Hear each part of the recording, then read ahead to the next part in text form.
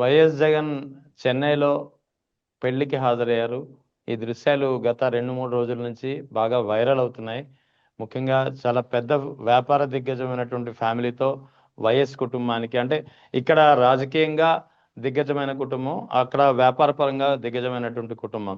So ఈ రెండు కుటుంబాల మధ్య బంధుత్వం ఏర్పడింది. దీనిపై ఒక పెద్ద ఎత్తున చర్చ నడుస్తుంది. అతిరథ మహారాజులందరూ తరలి వచ్చారు తమిళనాడుకి సంబంధించి.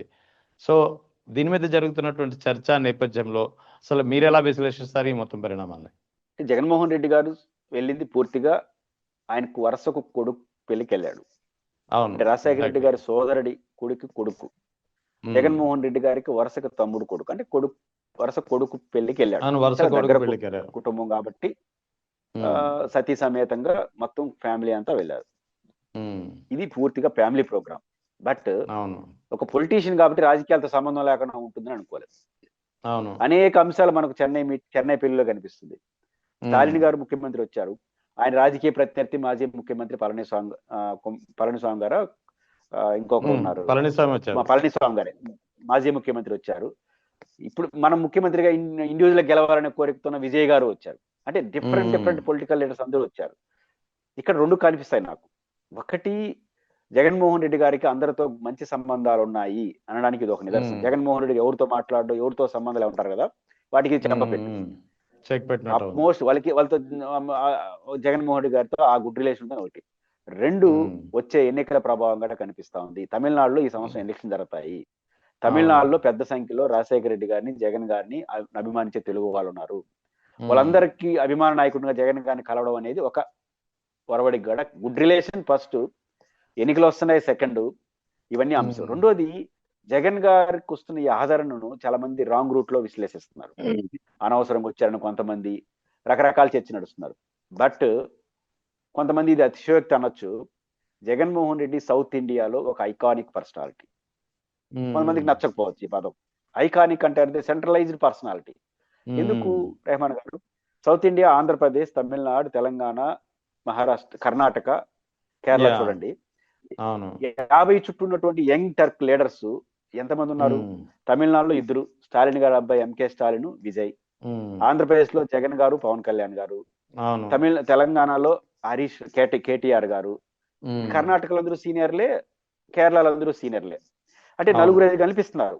దీంట్లో కూడా ఆంధ్రప్రదేశ్ లో పవన్ కళ్యాణ్ గారు పాపులర్ లీడరే కానీ ఆయన ఇంకో 15 ఏళ్ల పాటు చంద్రబాబు గారు ముఖ్యమంత్రి ఉండాలని కోరుకుంటాడు. ఇంకా ఆయన్ని ఆల్టర్నేటివ్ ఆయనే కోరుకుంటాడు. లేడు. కేటీఆర్ గారు మంచి లీడరే, బట్ ఆయన తండ్రి చాటు బిడ్డ ఈ రోజు కూడా. ఎంకే స్టాలిన్ తండ్రి చాటు బిడ్డే. తండ్రి చాటు బిడ్డ లేకుండా ఒక ఐకానిక్ పర్సనాలిటీ కనిపిస్తా ఉండేది ఒక విజయ్ గారు అండ్ జగన్ గారు. దీంట్లో విజయ్ గారి భవిష్యత్తు తేలుతుంది. తేలిపోయాడు. జగన్మోహన్ రెడ్డి గారు proved young Turk leader, proved. Already CM అయిపోయినాడు, మళ్ళీ అవుతాడు. కాబట్టి ఆ సౌత్ ఇండియాలో is number 1 young Turk leader. 50 ఏళ్ళ చుట్టూ ఉన్న ఆయన.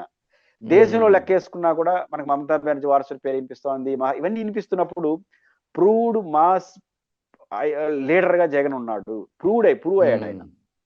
కాబట్టి ఈరోజు 50 ఏళ్ళు ఎందుకు అంటున్నానంటే ఇంకొక 25 ఏళ్ళు రాజకీయాలు ఉంటాడు ఆయన. కానీ 25 ఏళ్ళు రాజకీయాలు ఉండే ఒక యంగ్ టర్క్ లీడర్ ఉన్నప్పుడు ఆయన చుట్టూ రాజకీయాలు ఎందుకు ఉండవు? ఈరోజు ఓడిపోయిండొచ్చు, కానీ ఫ్యూచర్ ఇండియాలో 1, 2, 3, 4 పర్సనాలిటీస్ గా యంగ్ టర్క్ లీడర్ గా చూసినప్పుడు జగన్ కనిపిస్తాడు మనకు. ఈ చెన్నైలో జరిగినటువంటి మీట్ నేపథ్యంలో ముఖ్యంగా అక్కడ ఉన్న వాళ్ళందరూ ప్రాంతీయ పార్టీలకు సంబంధించినటువంటి ప్రాతినిధ్యం వహిస్తున్న వాళ్ళే, ఆ లీడర్స్ అంతా. సో ఈ నేపథ్యంలో సౌత్ ఇండియా నుంచి అటు యూపీఏకి, ఎన్డీఏకి బలంగా ఒక ప్రత్యామ్నాయ కూటమి ఏర్పడుతుందా? ఒకవేళ ఆ కూటమి ఏర్పడితే జగన్ దానికి నేతృత్వం వహిస్తారనే వాదన కూడా వస్తుంది. నేచురల్ గా నేతృత్వం వహించే ఎసులుబాటు ఉన్న నాయకులు ఈ దేశంలో ఒక మమతా బెనర్జీ, ఒక అఖిలేష్ యాదవ్, బీహార్ లో ఉన్నటువంటి లల్లూ ప్రసాద్ వాళ్ళ అబ్బాయి స్టాలిన్, వీళ్ళు అంటే కేసీఆర్ గారు, వీళ్ళు ప్రాంతీయ పార్టీలకు లీడ్ చేయగలిగినటువంటి క్యాపబుల్ ఉన్న వాళ్ళు. అంటే కాంగ్రెస్, బీజేపీ కాకుండా. ఇందులో కేసీఆర్ గారు సీనియర్ 70-80 వచ్చేసింది. స్టాలిన్ గారు సీనియర్, మమతా బెనర్జీ గారు సీనియర్, ఒక అఖిలేష్ యాదవ్ మాత్రమే యంగ్ కి సీనియారిటీకి మధ్యలో ఉన్నాడు. కంప్లీట్ యంగ్ టర్క్ గా ఉండేది జగన్ గారు. కాబట్టి ఒక ప్రాంతీయ పార్టీ నాయకుడు ఉన్నాడు కాబట్టి ఖచ్చితంగా ఫ్యూచర్ లో ఒక నేషనల్ లీడర్షిప్ కి ఏం కావాలి? రేపు ఒక 20 సీట్లు వచ్చిందే, ఒక ప్రాంతీయ లీడర్లు ఇంత స్ట్రాంగెస్ట్ పర్సనాలిటీ ఎవరు ఉన్నారు?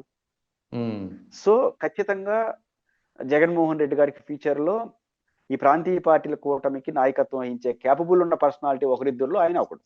ఆ రీత్యా ఉండేది మీరు అన్నట్టు ఎగ్జాక్ట్లీ కరెక్ట్. అందరూ ప్రాంతీయ పార్టీ లీడర్లు ఖచ్చితంగా వాటి కోసం వచ్చి ఉండకపోవచ్చు. ఒక సహజమైన కలయిక అది, సహజమైన చర్చ. No doubt.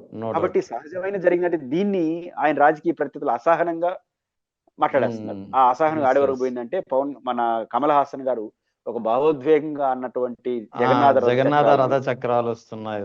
ఆయన అన్నది ఫస్ట్ స్పీచ్ బోల్డ్ గా సౌత్ ఇండియా నుంచి ఒక్కొక్క రాష్ట్రానికి ఉన్న ఐకానిక్ స్లోగన్స్ తీసుకున్నాడు. దాంట్లో శ్రీశ్రీ మహాకవి రాసింది ఈ వస్తున్న రథ చక్రాలు. ఆయన రాసినప్పుడు జగన్ గారు పుట్టారో లేదో కూడా తెలియదు. కానీ జగన్ అనే పేరుంది కాబట్టి ఆయన అనుకొని వీళ్ళు అనుకునేసి మీరు చేసిన ఎక్కువ యాగి వల్ల జగన్మోహన్ రెడ్డి గారి గురించే మన కమల్ హాసన్ అన్నాడు. చివరికి ఆడి వరకు పోయినారంటే నీకెందుకు అయ్యా రాజకీయాలు అనే వరకు వచ్చినారు. సినిమా నటుడికి ఎందుకంట, ఎవరు సినిమా నందమూరి తారక రామారావు గారు పితామహుడు కొన్నాడు, తెలుగుదేశం పార్టీని సమర్థించేవాళ్ళు. రామారావు గారు సినిమా హీరోనే కదా. రామారావు గారు నో డౌట్ గొప్ప నటుడు, తెలుగు జాతి కీర్తిని ఢిల్లీకి విస్తరించాడు. బట్ కమల్ హాసన్ విశ్వనటుడు, అది కూడా మన గమనం చూడాలి కదా, విశ్వవ్యాప్త నటుడు. అంటే ఆయనకి రాజకీయాలే వద్దంటారేంటి? కాబట్టి ఇది అభ్యంతరకరం. వాళ్ళ అసహనాన్ని తెలియజేస్తుంది, జగన్ కున్న క్రేజ్ని తెలియజేస్తుంది తప్ప ఇంకోటి కాదు.